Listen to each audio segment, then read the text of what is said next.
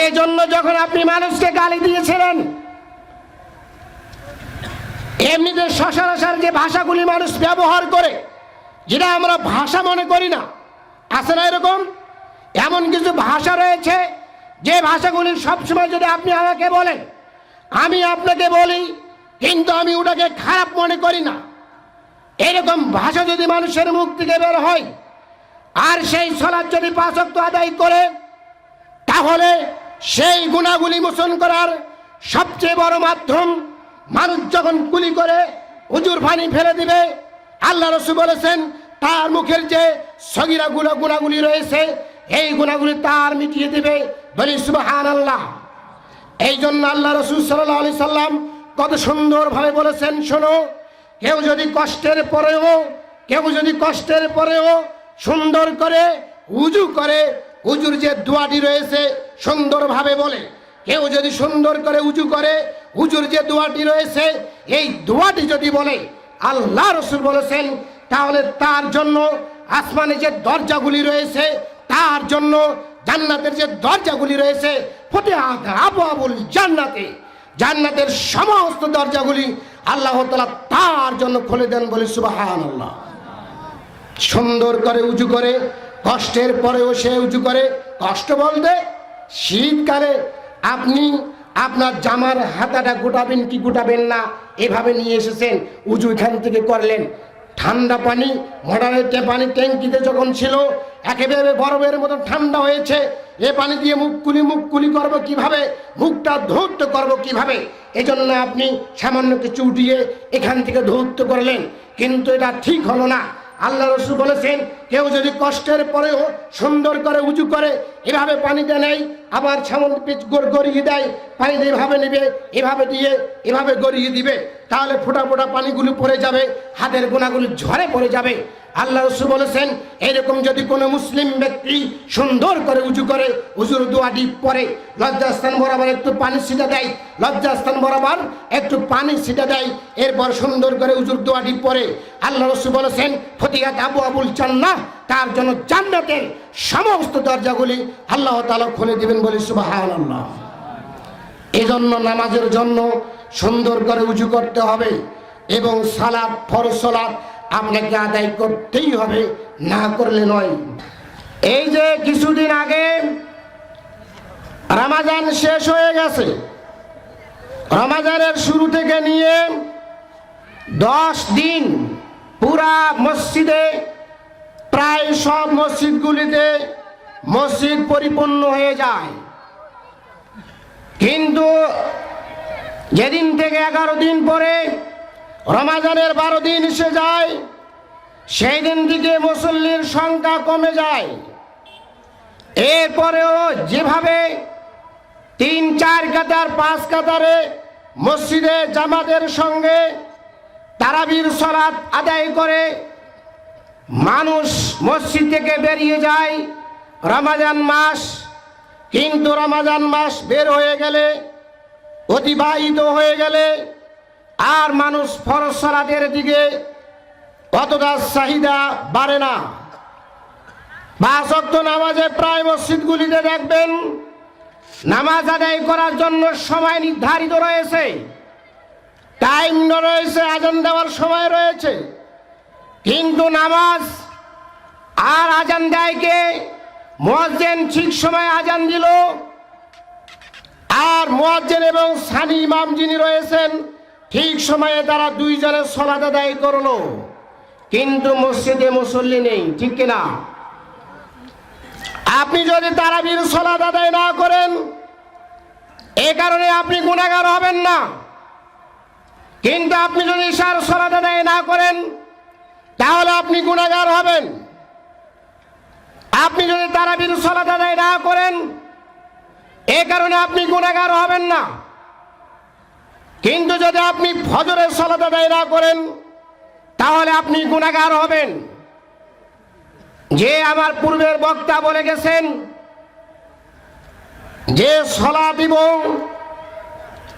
মানুষকে ভালো মন্দ নির্ণয় করা যায়, মুসলিম এবং কাফের মুশরিকের মধ্যে পার্থক্য করা যায়।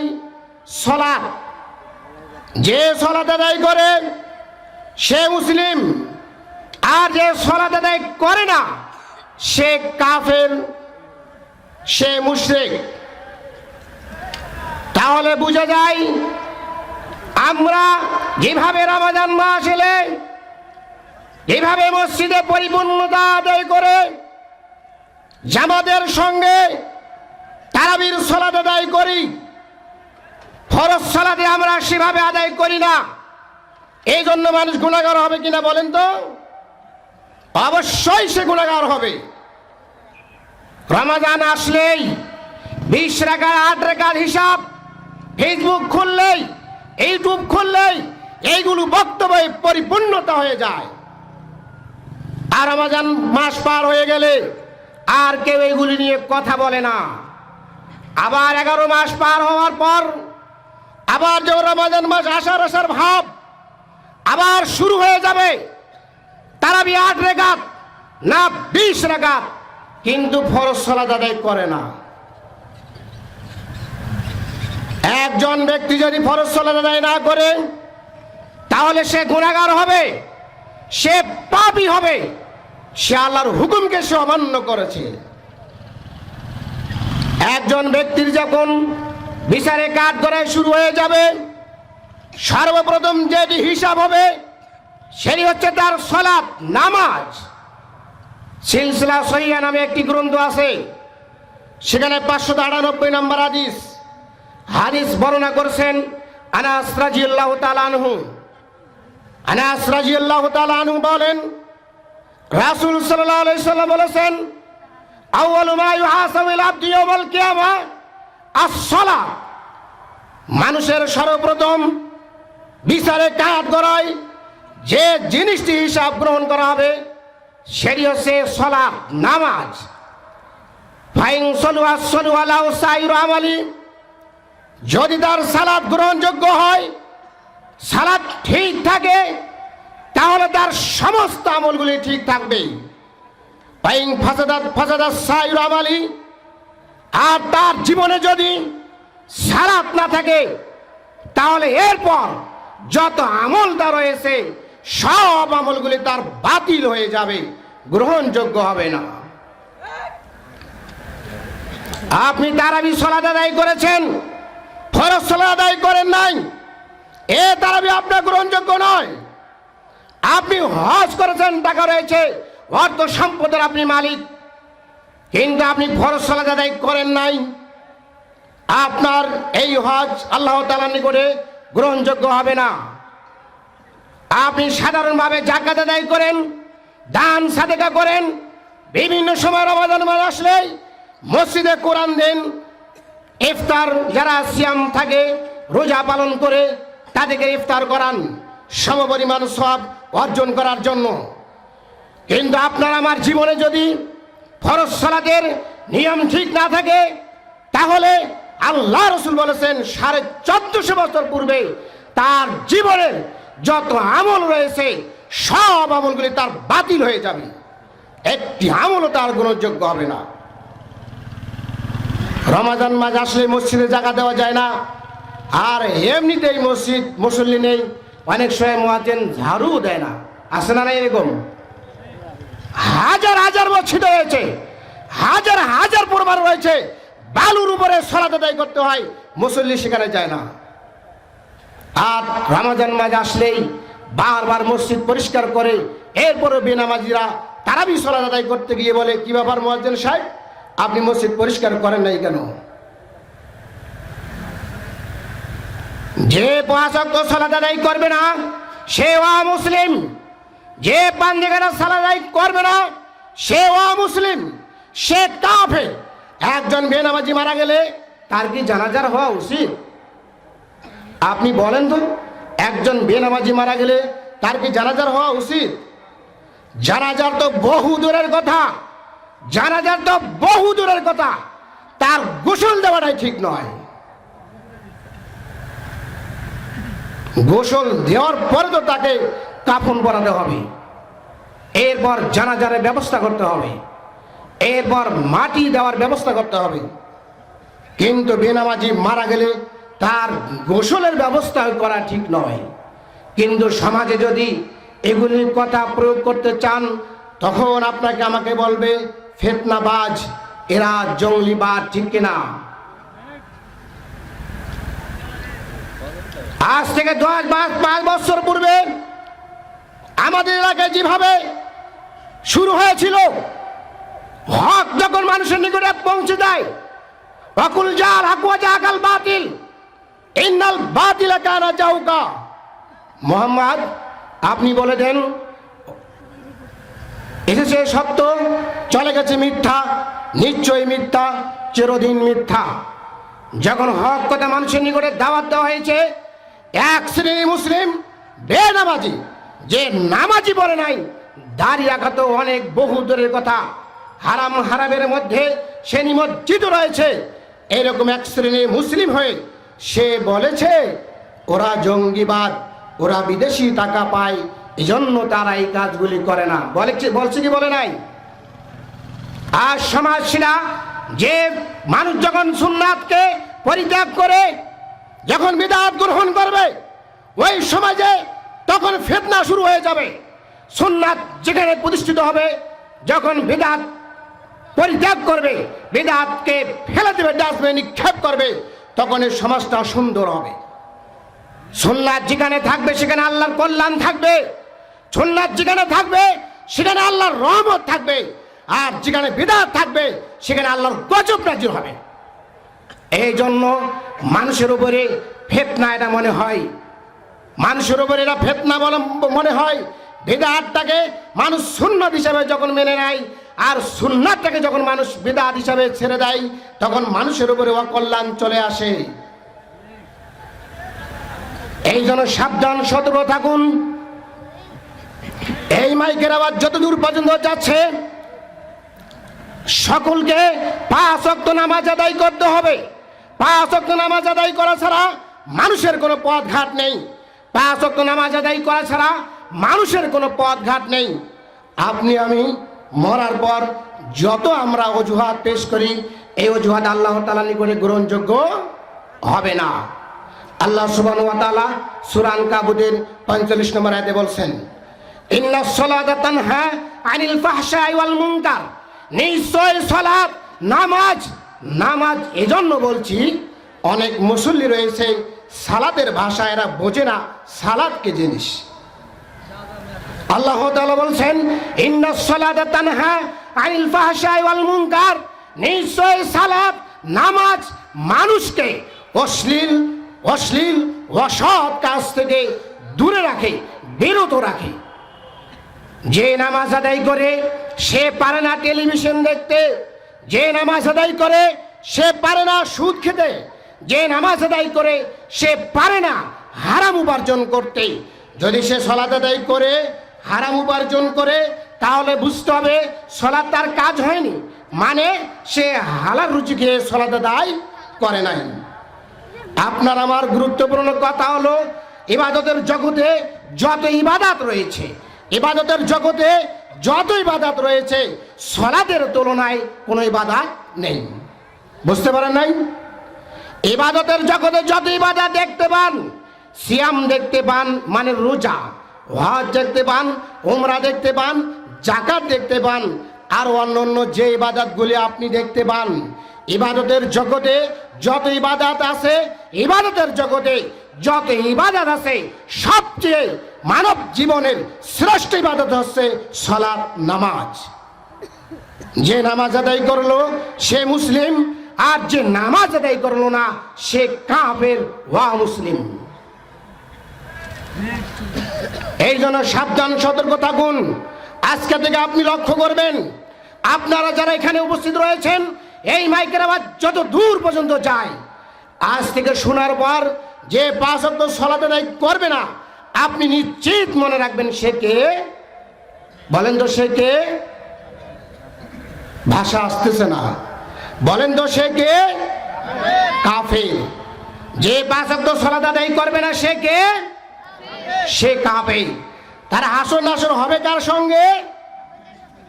বলেন তো?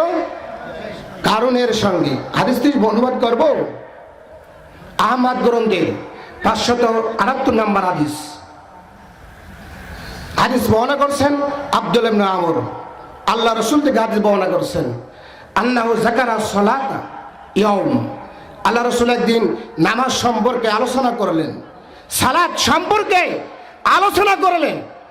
আল্লাহ রাসূল বললেন, শোনো, মান হাফাজা আলাইহা কানাত লাহু নূরান ওয়া বুরহানান ওয়া নাজাতান ইয়াউমাল কিয়ামা, যে সালাত আদায় করলো, যে নামাজ পড়লো, এই নামাজ, এই সালাত কিয়ামতের ময়দানে তার জন্য নূর হবে, সামনে যাওয়ার আলো হবে, মুক্তির কারণ হবে কিয়ামতের ময়দানে।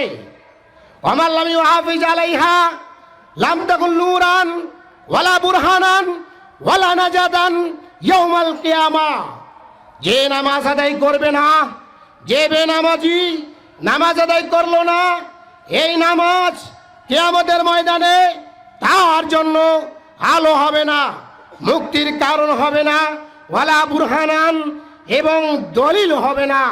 ওয়া কানা ইয়াউমাল কিয়ামা মা করুন ওয়া ফিরাউন ওয়া হামান ওয়া উবাই ইবনে খালদ, বরং কিয়ামতের ময়দানে ওই সমস্ত বেনামাজির, বরং কিয়ামতের ময়দানে ওই সমস্ত বেনামাজির, নারী হোক পুরুষ হোক, পুরুষ হোক নারী হোক, ছেলে হোক মেয়ে হোক, যেই হোক না কেন, যেই নামাজ আদায় করবে না, আল্লাহ রাসূল বলেছেন ওই সমস্ত মানুষের, ওই সমস্ত কাফেরের, ওই সমস্ত বেনামাজির, ওদের হাসর হবে মা করুন, কারুনের সঙ্গে, ফেরাউন, ফেরাউনের সঙ্গে, হামানের সঙ্গে, উবাই ইবনে খালফের সঙ্গে। তাহলে যে বেনামাজি তার হাসর কার সঙ্গে হবে? ফেরাউনের সঙ্গে। ফেরাউনকে যে নামাজ আদায় করে না, কারুনকে যে নামাজ আদায় করে না, উবাই ইবনে খালফকে যে নামাজ আদায় করলো না, হামানকে যে 5 ওয়াক্ত নামাজ আদায় করল না, সেই হচ্ছে সমাজের কারুন, সেই হচ্ছে সমাজের কাফের, সেই হচ্ছে সমাজের মুশরিক। আপনি কাফের খুঁজে পান না, আপনি অমুসলিম খুঁজে পান না। আল্লাহ রাসূল বলেছেন 1450 বছর পূর্বে রাসূল সাল্লাল্লাহু আলাইহি সাল্লাম এই হাদিস প্রয়োগ করলেন, আর আপনি এখনো 5 ওয়াক্ত সালাত আদায় করলেন না। রমজান মাস আসলেই মসজিদে টুপিটা মাথায় দিয়ে পাঞ্জাবি পরে একেবারে বুজুর্গ সেজে আপনি সামনের কাতারে গিয়ে ইমামের পিছনে দাঁড়িয়ে যান। লজ্জা লাগে না? বেহায়া, বেশরম, নির্লজ্জ। সে ডাস্টবিনের কীট, সে জাহান্নামের সবচাইতে বড় কীট, যে সালাত আদায় করে না। এই জন্য সাবধান, সতর্ক থাকুন। ইচ্ছাকৃত ভাবে কেউ যদি ফরজ সালাত পরিত্যাগ করে, আল্লাহ রাসূল বলেছেন মান তারাকা সালাতান মুতাআম্মিদান ফাকাদ কাফারা। ইচ্ছাকৃত ভাবে, ইচ্ছাকৃত ভাবে কিভাবে? আপনি তালপট্টি বাজারে যাচ্ছেন, জোহরে আজান দিচ্ছে, আসরে আজান দিচ্ছে, মাগরিবের আজান দিচ্ছে, যে কোনো সময় আপনি মনে করলে, ইচ্ছা করলেই আপনি সালাত আদায় করতে পারেন। জোহরের হোক, আসরের হোক, মাগরিবের হোক, যখনই আজান শুনবেন আপনি চাইলে সালাত আদায় করতে পারেন, কিন্তু আপনি করলেন না, আপনি করলেন না। ইচ্ছাকৃতভাবে কেউ যদি সালাত পরিত্যাগ করে, তাহলে সে কে বলেন তো? মান তারাকা সালাতান মুতাআম্মিদান ফাকাদ কাফার। কাফের শব্দ সবাই জানেন। যে ইচ্ছাকৃতভাবে ফরজ সালাত পরিত্যাগ করলো সে কাফের, যে ইচ্ছাকৃতভাবে ফরজ সালাত পরিত্যাগ করলো সে কাফের। এর হাসর নাসর হবে কার সঙ্গে? কারুনের সঙ্গে, ফেরাউনের সঙ্গে, হামানের সঙ্গে, উবাই ইবনে খালফের সঙ্গে। বুঝতে পারছেন ফেরাউন কেমন লোক? বুঝতে পারেন ফেরাউন কেমন লোক? এটা আমরা সকলেই জানি, জানি না?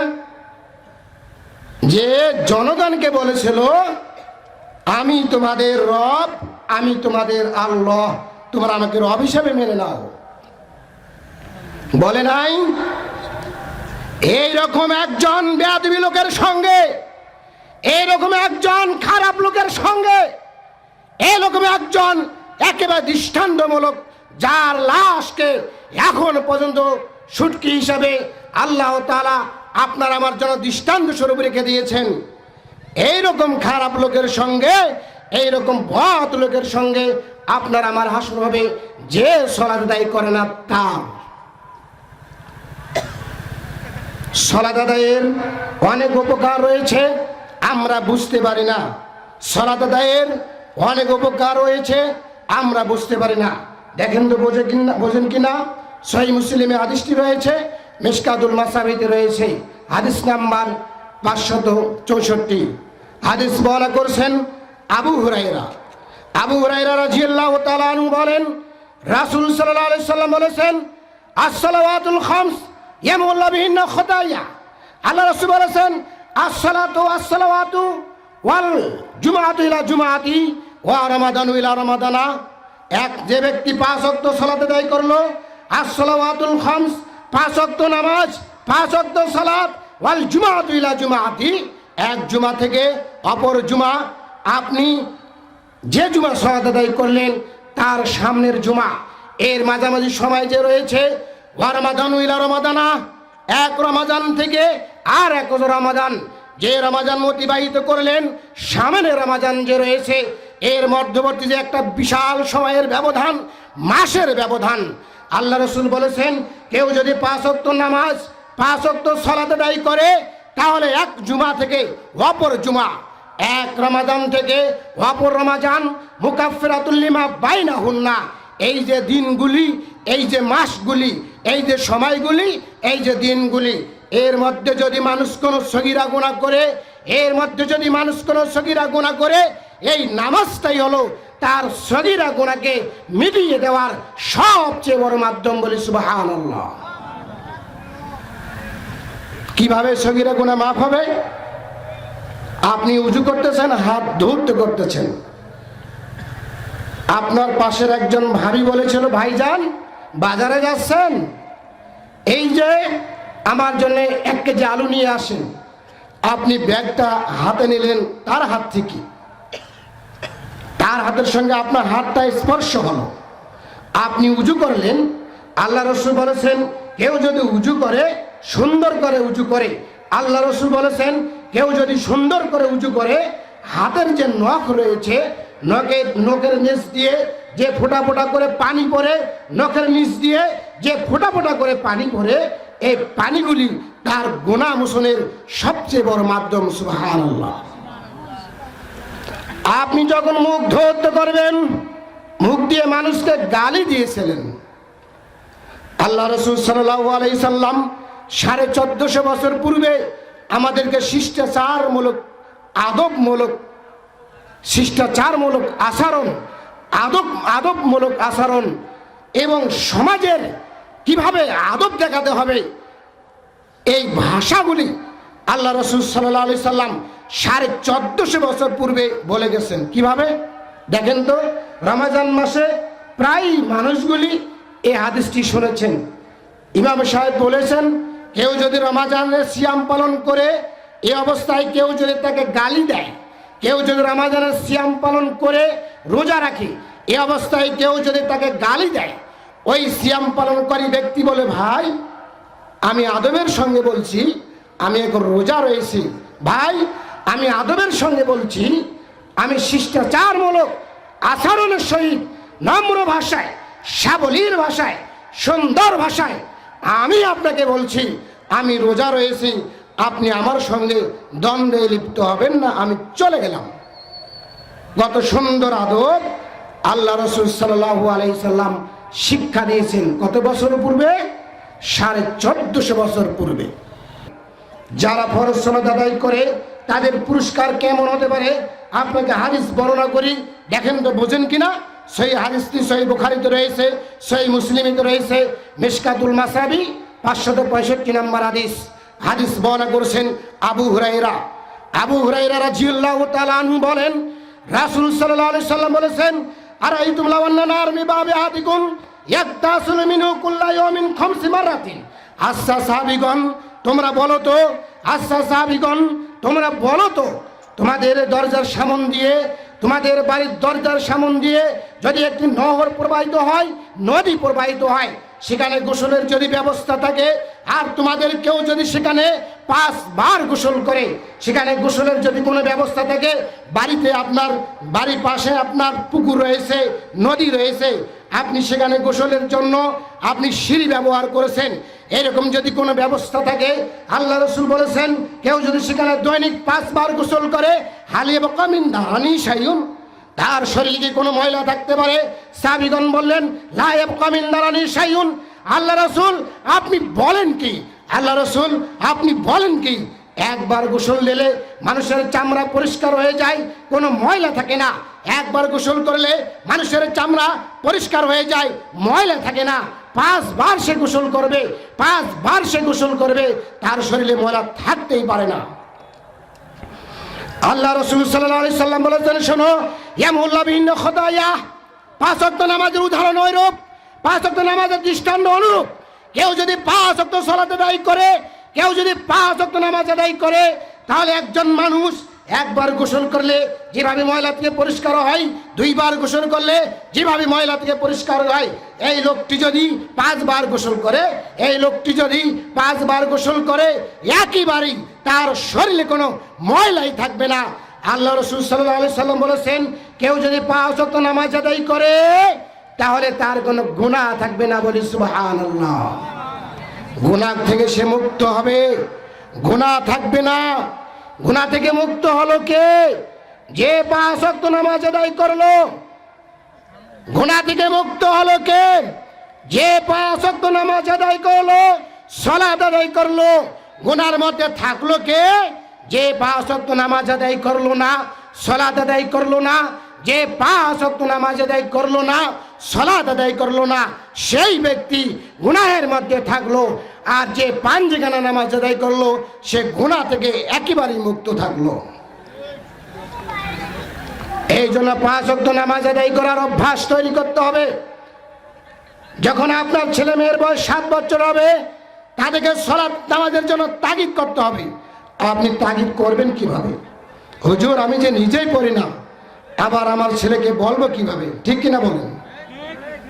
যারা মাহফিলে এসেছেন, অনেক মুরব্বী আছে, দাড়ি পেকে গেছে, দাড়িও আছে, এরপরেও নামাজ পড়ে না।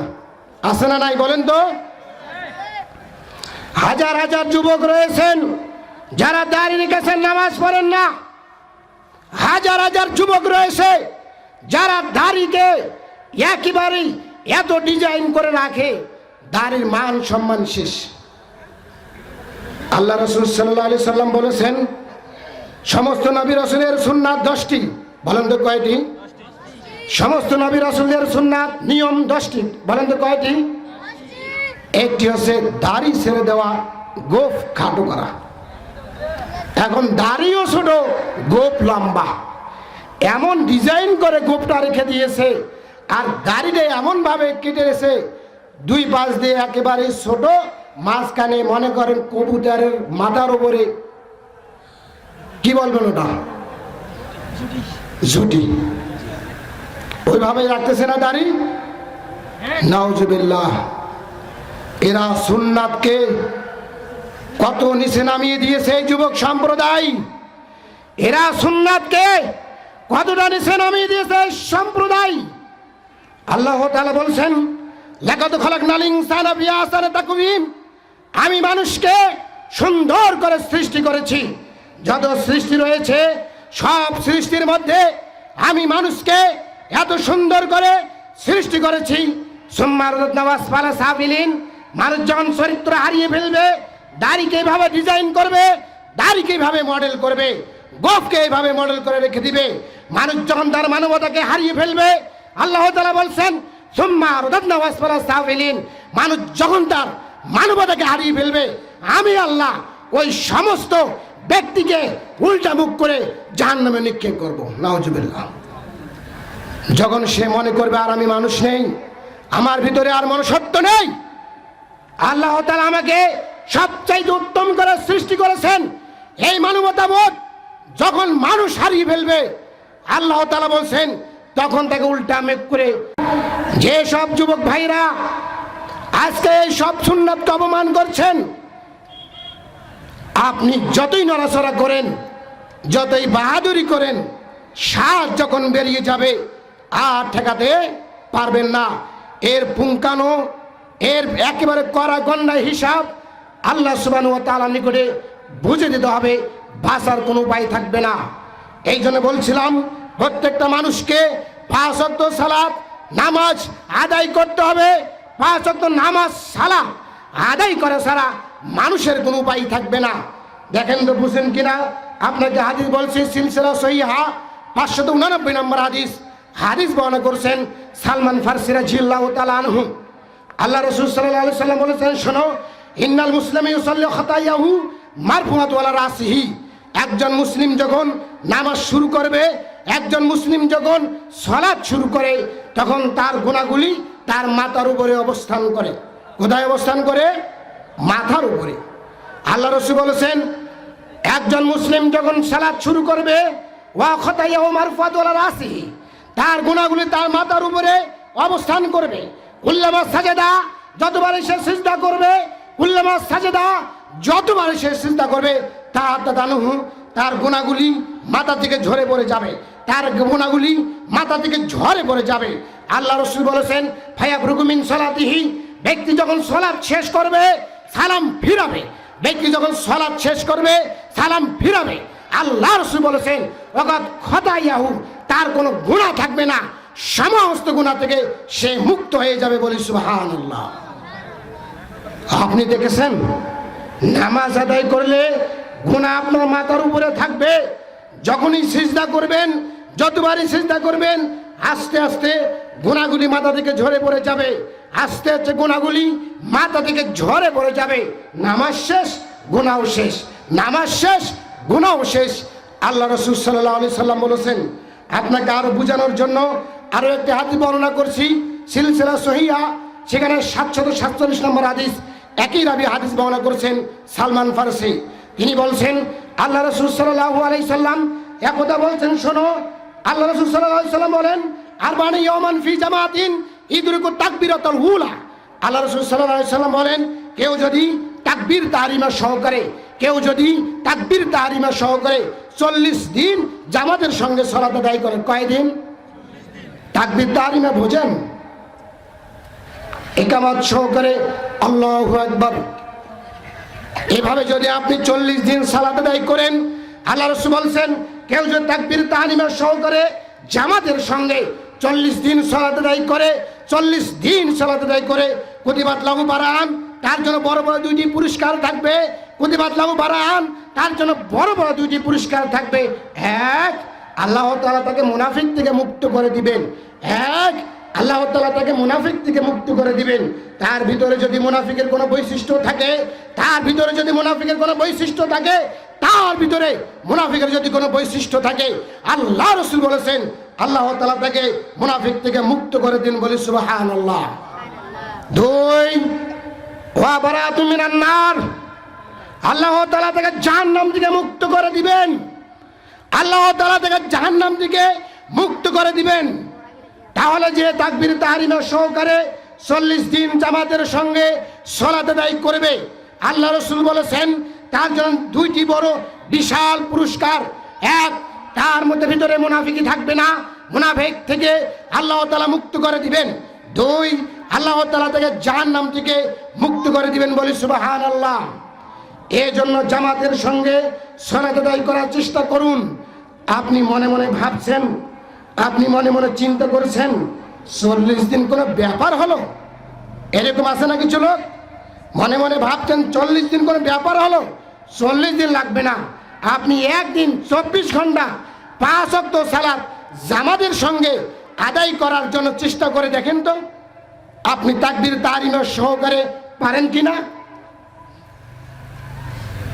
যদি পারেন, যদি পারেন, যদি পারেন, ওয়াল্লাহি, আল্লাহর কসম, ওয়াল্লাহি, আল্লাহর কসম, ওয়াল্লাহি, আল্লাহর কসম, আল্লাহ রাসূল যে কথা বলেছেন 1450 বছর পূর্বে, তাকবীর তাহরিমা সহকারে কেউ যদি 40 দিন জামাতের সঙ্গে সালাত আদায় করে, তাহলে বিশাল 2টি পুরস্কার।